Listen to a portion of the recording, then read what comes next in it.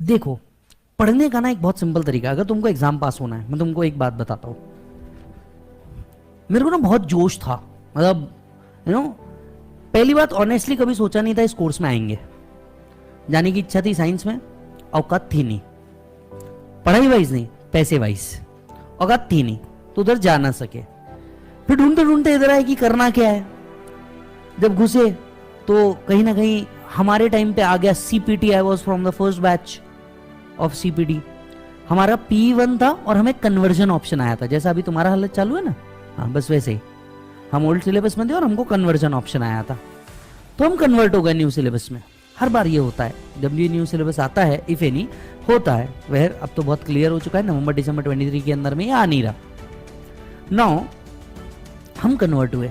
Convert होने के बाद किसी को नहीं पता था पेपर आने कैसे वाले, because it was the first attempt. Yes, it was the first attempt. But एक बात बहुत श्योर था कि करना है।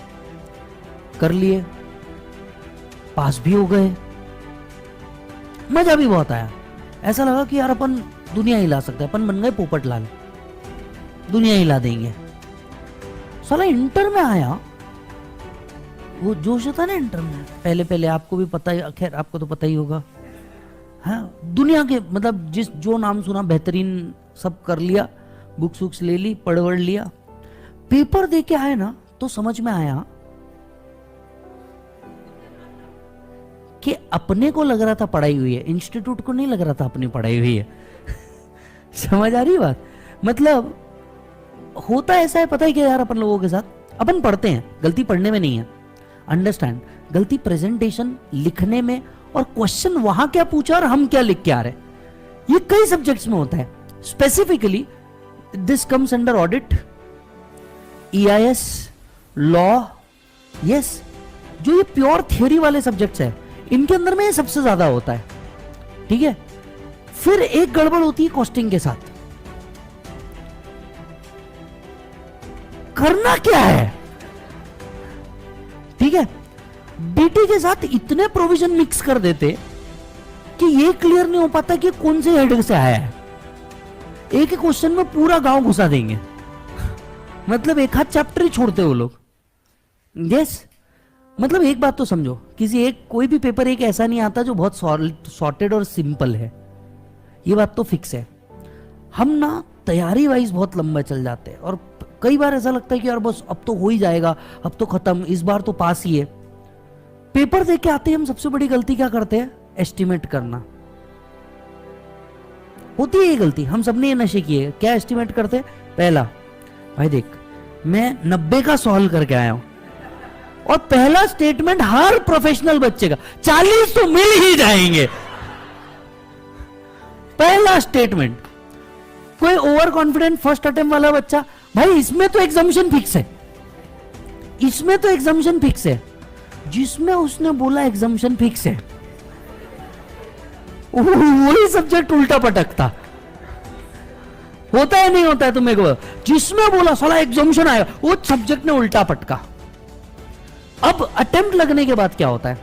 अटेम्प्ट लगने के बाद ना सबसे पहले आदमी जो लूज करता है ना, वो है खुद पे कॉन्फिडेंस।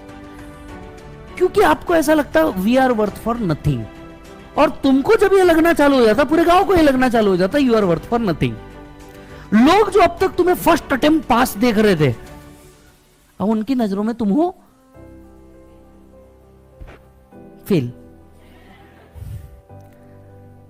अब आप और गलती क्या करते हो, वापस से वही बुक उठा के पढ़ते हो। जब भी आप रिवाइज कर रहे हो, हमेशा वो चीज पहले पकड़ो जो चीज तुम्हें सबसे बेकार लग रही है। This is the right way to do the right thing. मतलब मान लो अगर तुम कॉस्टिंग में हो, कॉस्टिंग के अंदर में सबसे हद बकवास घटिया टॉपिक कौन सा है? पहला तो स्टैंडर्ड कॉस्टिंग, बराबर, उसके बाद में मार्जिनल, उसके बाद में प्रोसेस, बजट। इन घटिया टॉपिक्स को सबसे पहले उठाना। इन DT वैसे तो पूरा सब्जेक्ट ही गया गुजरा है, पर आप देखोगे तो TDS हो गया, PGBP हो गया, कैपिटल गेन हो गया।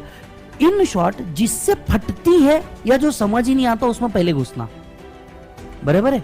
क्योंकि ताले हमेशा वही खोले जाते हैं जिनकी चाबी नहीं हो। जिनकी चाबी होती है उन तालों के पीछे मगजमारी नहीं करनी पड़ती।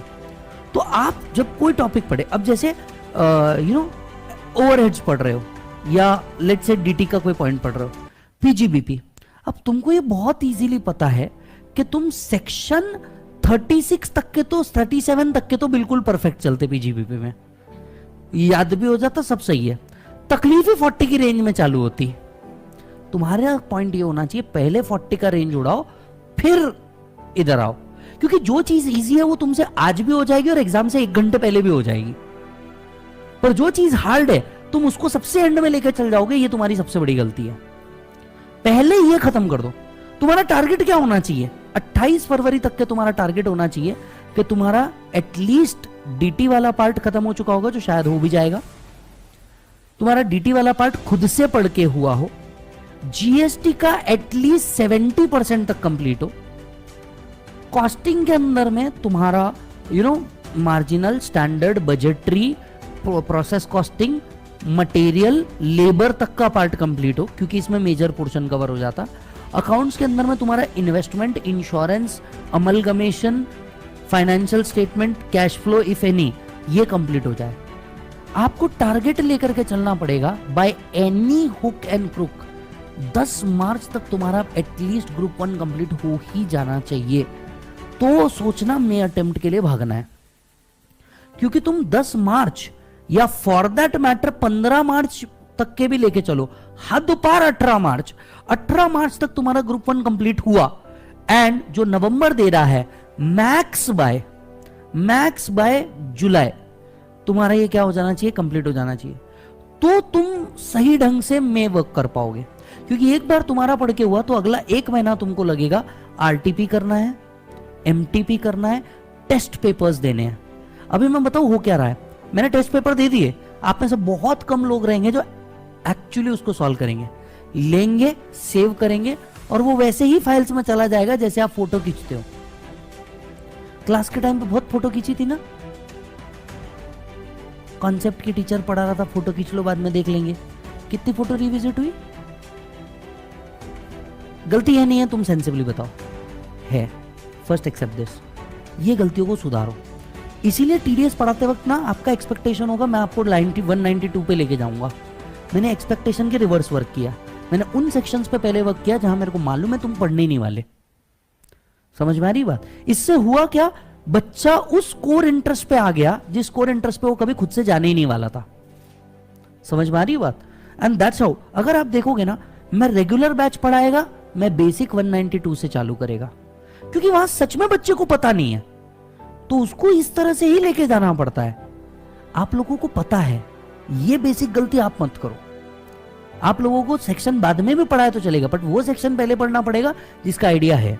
There is a basic difference between regular as well as fast track.